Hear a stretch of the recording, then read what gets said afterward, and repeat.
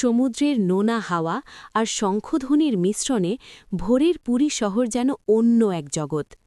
সেই ভোরেই প্রথমবার দাঁড়িয়েছিল অরিন্দম বিশাল গম্ভীর গঠনের সামনে, জগন্নাথ টেম্পল। আকাশ তখন ধূসর মেঘে ঢাকা, কিন্তু মন্দিরের শিখরে উড়তে থাকা পতাকাটা যেন সূর্যের আগেই আলো ছড়াচ্ছিল। অরিন্দম ছোটবেলা থেকেই শুনে এসেছে, এখানে নাকি ভগবান নিজেই ভক্তদের টেনে আনেন। তার মা প্রায়ই বলতেন, যেদিন ডাক পাবি সেদিনই যাবি। মায়ের মৃত্যুর পর সেই কথাটাই বারবার মনে পড়ত তার, তাই হঠাৎ করেই একদিন সব কাজ ফেলে সে চলে আসে পুরী, মায়ের অসম্পূর্ণ ইচ্ছেটা পূরণ করতে। মন্দির চত্বরে ঢুকতেই তার মনে হল সে যেন সময়ের ভেতর দিয়ে হাঁটছে।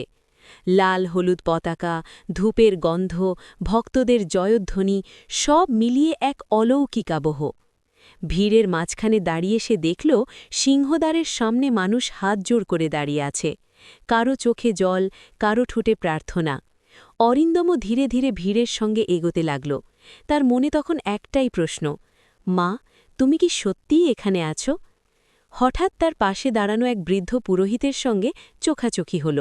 সাদা দাড়ি, কপালে চন্দন, চোখে অদ্ভুত শান্তি। পুরোহিত মৃদু হেসে বললেন, প্রথমবার?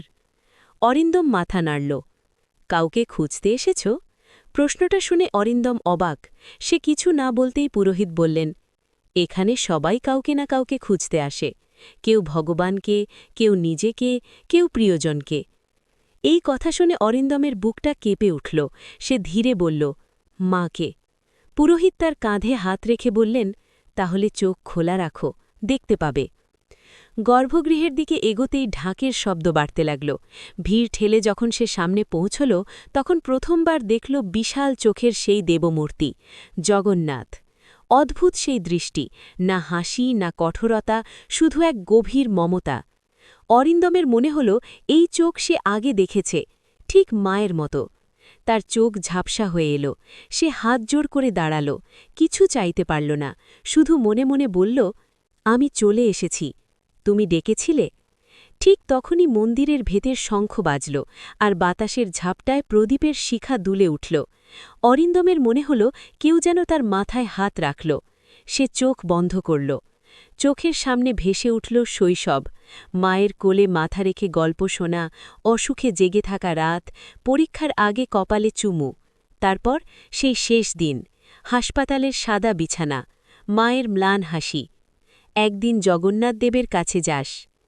চোখ খুলতেই সে আবার মন্দিরে, কিন্তু তার বুকের ভেতরটা হালকা লাগছে, যেন বহুদিনের ভার নেমে গেছে। বাইরে বেরোতেই আকাশে বৃষ্টি নামল হালকা। ভক্তরা কেউ ছুটছে, কেউ ভিজছে আনন্দে। অরিন্দম থেমে গেল সিংহদ্বারের সিঁড়িতে। সে মাথা তুলে দেখল মন্দিরের শিখরের পতাকাটা প্রবল হাওয়ায় উড়ছে।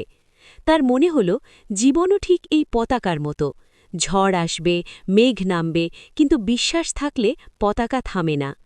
ঠিক তখনই সে আবার সেই পুরোহিতকে দেখল। ভিড়ের মধ্যে দাঁড়িয়ে তিনি শুধু হাসলেন। অরিন্দম এগোতে গিয়েও থেমে গেল। এক মুহূর্তের জন্য চোখ সরাল, আবার তাকাতেই দেখল কেউ নেই। সে অবাক হয়ে চারদিকে তাকাল। কেউ যেন তাকে বলল, সব উত্তর চোখে নয়, মনে খুঁজে নাও। অরিন্দম ধীরে ধীরে মন্দির চত্বর ছাড়ল, কিন্তু সে জানত সে খালি হাতে ফিরছে না। সে ফিরে পাচ্ছে মায়ের স্মৃতি, ভক্তির শান্তি, আর নিজের ভেতরের হারিয়ে যাওয়া আলো। পেছন ফিরে শেষবারের মতো মন্দিরটার দিকে তাকাল সে। মেঘ সরে সূর্যের আলো পড়েছে শিখরে, সোনালি আলোয় ভেসে উঠেছে পুরো মন্দির। অরিন্দমের ঠোঁটে অজান্তেই উচ্চারিত হল, জয় জগন্নাথ।